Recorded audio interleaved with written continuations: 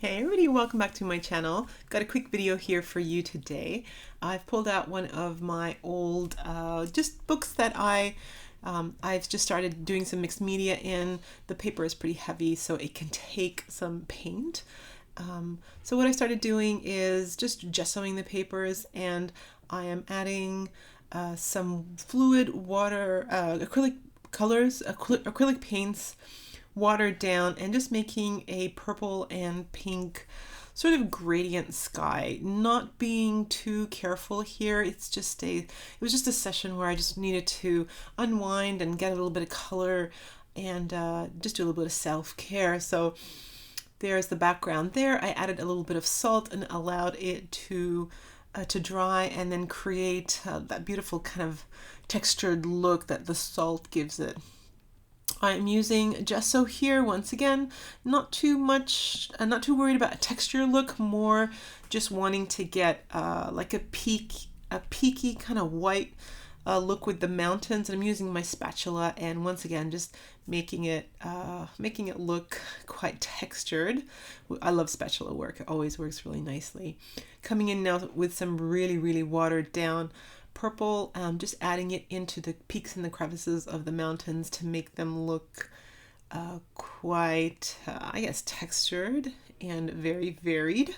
A little bit of green at the bottom here to denote the green fields or the grasslands before the paint, and before the mountains, and I'm making sure that I am blending the grass into the pink.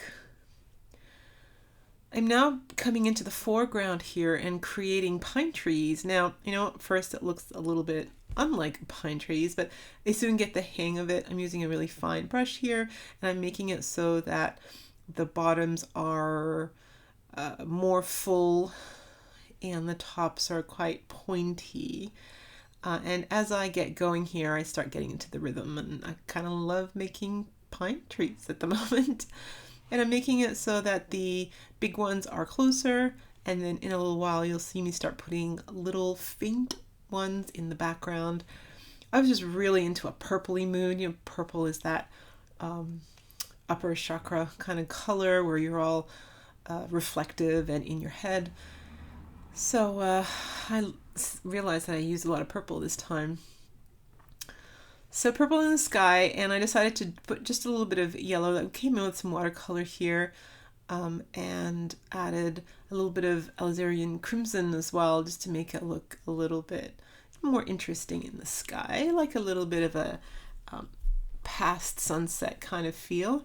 And then I came in with some bluish purple to create more of like the landmass between the fields and the mountains. And I wanted to delineate some more pink into the midground, so I added just some pink between the trees. I thought I'd come in and add some more white to make some peaks in the mountain, and further create texture and make it look like you could see one mountain in the foreground and one in the background. So I created that kind of line between the two. I'm always using my paper towel just to dab it and to make it look a little bit less perfect and more textured. I put some water down into the background there, and I blended in some perfect pearls just to give you that iridescent. So I put it into the green, I put it into the pink, I put the gold into the kind of the yellowish up in the sky, and I put some purple up at the very top here. So actually in real life, this painting or this little layout looks very sparkly, and I just needed to use, I haven't used perfect pearls in ages, so really wanted to give it a little bit of a shine, kind of complement how I was feeling inside, just like really sparkly, really happy to sit down and do some self-care this morning.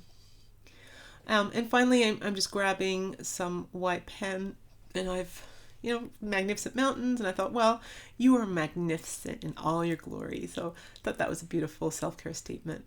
So thank you so much for watching, everybody, and I'll see you in my next video.